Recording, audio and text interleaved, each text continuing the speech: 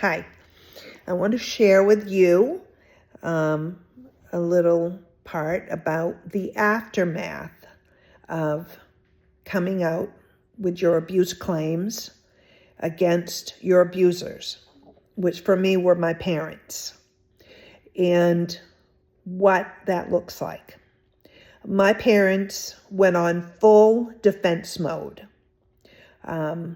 They contacted anyone and everyone who would listen to them, and including my two sons, and spewed lies that I was lying and I was making it up and I was hateful and none of the things I said happened.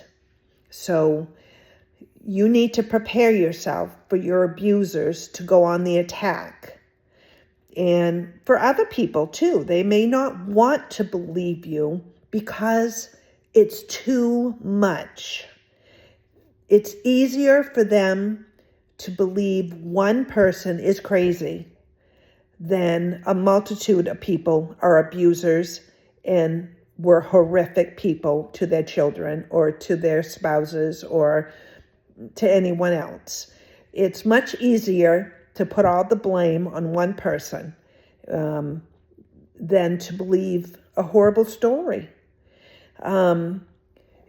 It's sad, but that's the reality of it. And that is something I've had to face. I've had to face my ex-husband and the father of one of my children not believing me and siding with my abusers, and in turn affecting my relationship with my sons.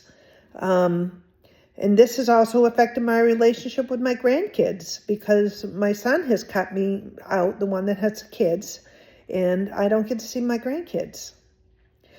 So the abusers, even though you've gotten yourself away from it and you're dealing with it, you're seeing a therapist, you're getting healthy, you're dealing with what happened to you and in the healthiest way you possibly can, you still have these people attacking you.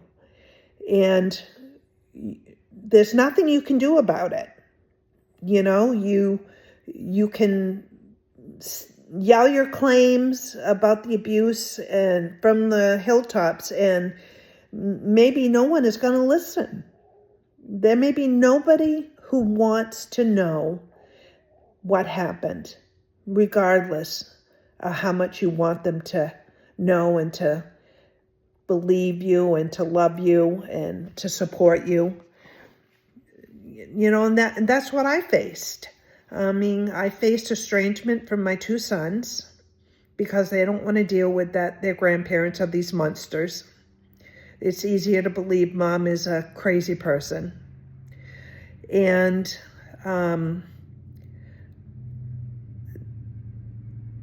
there's nothing I can do about it.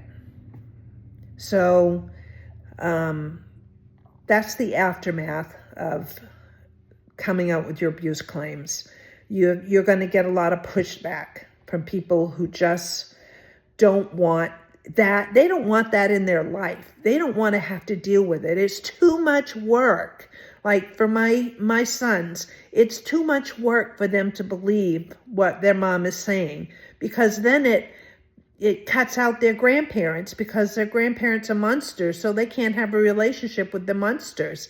So, but they, you know, it's better just not have a relationship with mom. So I wish my parents were dead every single day. I somehow think that will bring my kids back to me, but I don't know if it will or not. Their lies are out there. There's nothing I can do about it. So that's a big part of the aftermath, is learning to accept that you cannot force people to believe you. You cannot force your children to believe you and to support you. You can't force your ex-husband or the father of your child to believe you. You can't force anyone to believe you.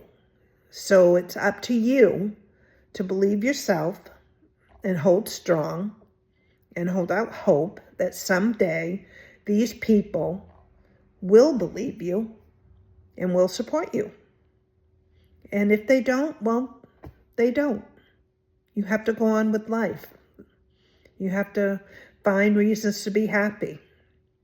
And you have to find purpose for each day. And I do that. I live each day, and I have my little doggie. Let's see, there she is. That's Nova, and she keeps me happy, and I get to love something and someone and pat her and give her affection, which I would give to my children and my grandchildren if I was in their lives. But I'm not right now. There's nothing I can do about it. Okay, that's a little bit about the aftermath. So just giving you a heads up, and and it's okay. You can survive it. Okay, bye.